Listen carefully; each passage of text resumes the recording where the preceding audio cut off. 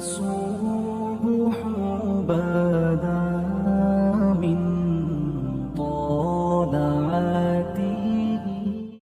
نبی پاک صلی اللہ علیہ وسلم کی حدیث ہے مسلم میں طبرانی میں، حضور نے فرمایا آؤ میں تمہیں پچھلے زمانے کے ایک ایماندار نوخیز ولی اللہ کی بات سناؤں. پچھلے زمانے حضور نے فرمایا پچھلے زمانے میں ایک بادشاہ جادو کے زور پہ حکومت کرتا تھا.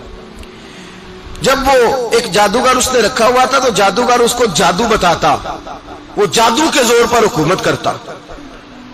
جادوگر بوڑھا ہو گیا تو کہنے لگا بادشاہ کوئی نوجوان میرے پاس بھیج دے، اب میں بوڑھا ہو گیا ہوں میرا پتہ کوئی نہیں کب مر جاؤں. ایک نوجوان کی ڈیوٹی لگائی، بڑا زیرک سمجھدار اپنے رعایا میں سے چن کے جو ذہین فطرت مزاج بچہ تھا وہ اس نے لگایا.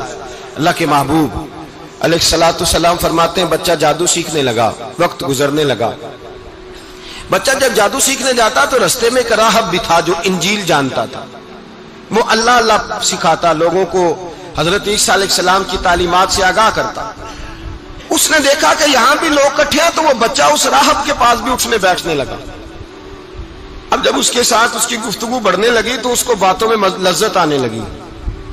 اس نے راہب نے پوچھا کہ تو کون ہے اور کس طرح سے آیا ہے، کیا تیرا معاملہ ہے؟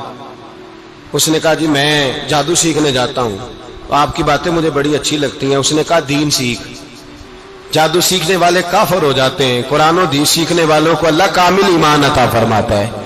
فرمایا یہ سیکھ. بچہ بیٹھنے لگا، اس کے پاس آنے لگا، باتیں دل میں گھر کرنے لگی. ایک وقت آیا کہ مسلمان ہو گیا. اور مسلمان کیسے ہوا؟ بچہ کہتا ہے میں تجربہ کر کے ہوا. اب میں تھوڑا سا وقت جادوگر کے پاس بھی جاتا اور باقی سارا وقت وہاں بیٹھتا. میں ایک دن جا رہا تھا تو رستے میں اژدہا تھا، بہت بڑا سانپ تھا، رستہ روک کے کھڑا تھا. یہ حضور نے بیان کی حدیث. نبی پاک صلی اللہ علیہ وسلم فرماتے ہیں بچہ کہتا ہے کہ رستے کے اندر سانپ ہے، رستے بند ہے، لوگ چھتوں درختوں پہ چڑھے، ہراش ہے. کہتے چھوٹا سا روڑا میں نے اٹھایا تو میں نے کہا اللہ اگر جادوگر سچا ہے تو اسے مار دے. چھوٹا سا روڑا میں نے پھینکا، اژدہا کوئی نہ مرا. پھر چھوٹا روڑا اٹھایا، میں نے کہا اللہ اگر وہ عالم سچا ہے تو اسے مار دے. اب جب میں نے روڑا مارا تو اژدہا مر گیا. میرے اندر سے گواہی آئی نہیں دین کی باتیں سچی ہیں، نہیں قرآن کی باتیں اسلام سمجھانے کے لیے عرض کر رہا ہوں. اگرچہ اس دور میں انجیل تھی، اللہ رسول کی باتیں اچھی ہیں. کہتے میں مسلمان ہو گیا، اب میں نے راہب کے پاس ہی رہنا شروع کر دیا، جادوگر کے پاس چھوڑ دیا. اس بچے نے آنا. بادشاہ پوچھتا کہاں زیادہ وقت گزارتے ہو تو وہ بات گول کر دیتا. وقت تیزی سے بڑھنے لگا. اللہ نے اس نوجوان میں طاقت پیدا کر دی.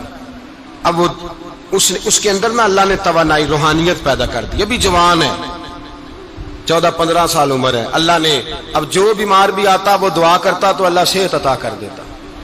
جو بھی آتا. بادشاہ کا ایک درباری تھا، بادشاہ کو پنکھا جلتا تھا، وہ اندھا ہو گیا.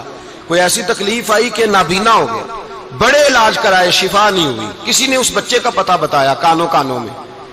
اس کے پاس گیا تو بچہ کہنے لگا شفا تو ہو جائے گی پر کلمہ پڑھنا پڑے گا، مسلمان ہونا پڑے گا، جس پیغمبر کا میں غلام ہوں تجھے بھی بننا پڑے گا، دین پہ عمل کرنا پڑے گا، اللہ شفا دیتا ہے.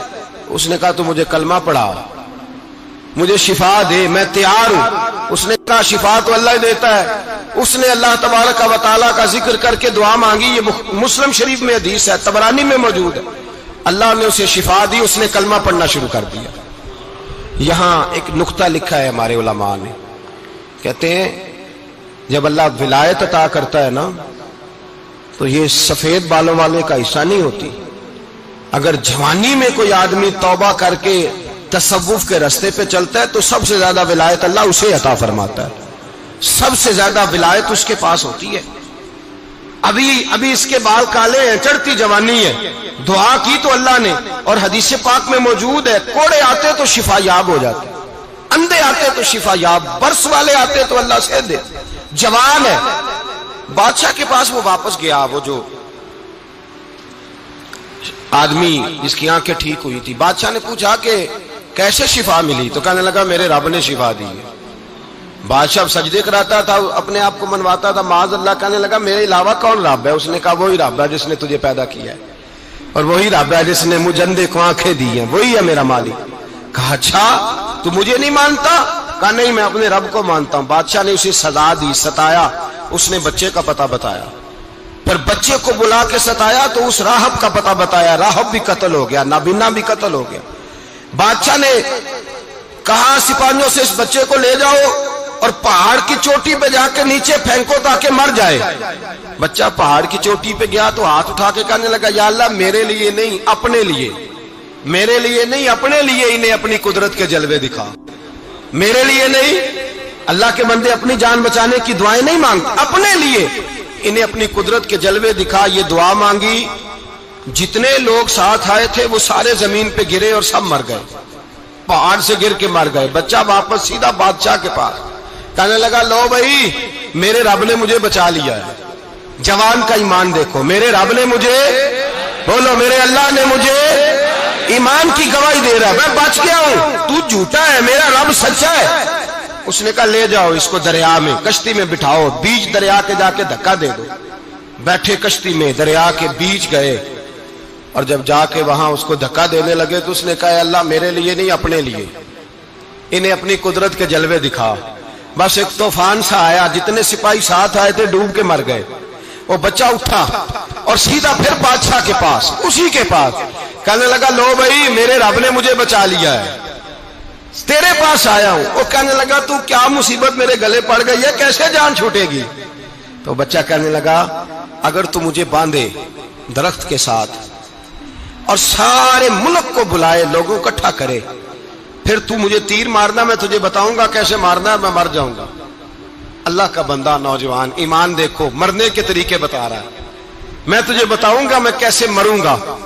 ये बात कही, बादशाह ने सारा मजमा जमा किया, मुल्क सारा बाहर आ गया, दरख्त के साथ बांध दिया। कहने लगा, भाई लोगों ये मुझे मारना चाहता था, मार नहीं सका, अब मैं इसे बताने लगा हूं कि मैं कैसे मरूंगा। इसे कहो जब तीर मारे तो साथ मेरे रब का नाम भी ले, मैं अपने रब के नाम पे जान दूंगा, ईमान की पुख्तगी में अल्लाह के नाम पर जान दूंगा। इसे कहो रब के नाम पे मारे, मर जाऊंगा। बादशाह ने अल्लाह कह के तीर मारा, पेशानी में लगा, बच्चे की रूह परवाज कर गई, जितना मजमा खड़ा था सारा कलमा पढ़ के मुसलमान हो गए, सारे मुसलमान हो गए, सारे। मेरे रसूल पाक सैयद आलम सल्लल्लाहु अलैहि वसल्लम ने नौजवानों को बताया, जब तुम्हारे अंदर ईमान की कुव्वत आएगी तो अल्लाह तुम्हारी मदद करेगा।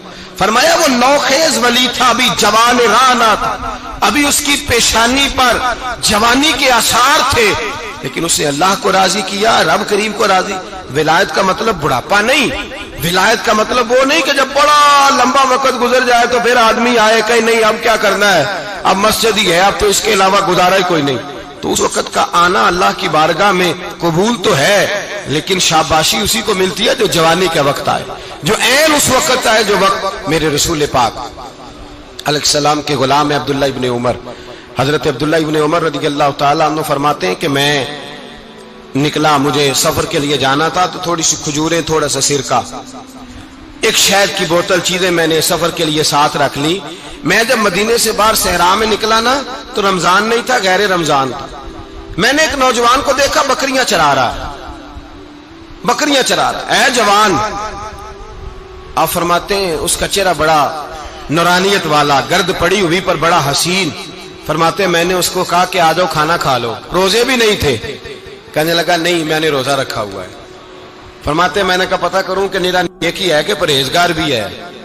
नेक वो होता है जो नमाज पढ़े रोजा रखे, परहेजगार वो होता है जो गुनाह से बचे, वो परहेजगार होता है। कहा पता करूं परहेजगार भी है कि नहीं। कहते मैं करीब गया तो मैंने जाकर उसको कहा भाई तेरी बकरियां बड़ी प्यारी हैं, मेरा दिल करता है कि बकरी मुझे दे दो। कहते वो जवान, गुर्बत भी, परेशानी भी, पर दामान तवक्कुल की ये खूबी है कि उस पर पेबंद लगे होते हैं, धब्बे नहीं होते। गुर्बत है। कहा जनाब एक बकरी दे दो। आने लगा जनाब बकरियां मेरी नहीं, बकरियों का मालिक कोई और है। कहते मैंने आजमाने के लिए कहा कि बकरियों के मालिक को कहना एक बकरी भेड़िया ले गया है, कह देना भेड़िया ले गया है। तो कहते उसने मेरी तरफ देखा, गर्द से उसके बाल अटे हुए, आंखों में रोशनी, चेहरे पे इत्मीनान, लबो लहजे में ईमान की ताकत। नौजवान कहने लगा हुजूर बकरियों के मालिक को तो कह दूंगा भेड़िया ले गया है, जब अर्श का मालिक पूछेगा तो क्या जवाब दूंगा, अल्लाह को क्या जवाब दूंगा। कहते हैं मैं कांपने लगा, उसकी बात सुन के वापस आया, जो काम निकला था वो छोड़ा, वापस लौट आया। मैंने पता किया किसका गुलाम है, पता चला फुला आदमी का है। کہتے میں نے پہلے غلام خریدا، پھر پتہ کیا تیرے پاس بکریاں کتنی ہیں؟ اس نے کہا 400۔ کہتے میں نے مالک سے ساری بکریاں خریدی، پھر غلام کو بلایا، پھر وہ بکریاں تحفے میں دی، تحفے میں۔ کہنے لگا حضور یہ سارا کچھ مجھے کیسے ملا؟ میں نے کہا تیرا ایمان بڑا پختہ تھا تو میرے رب نے تجھے انعام عطا فرمایا۔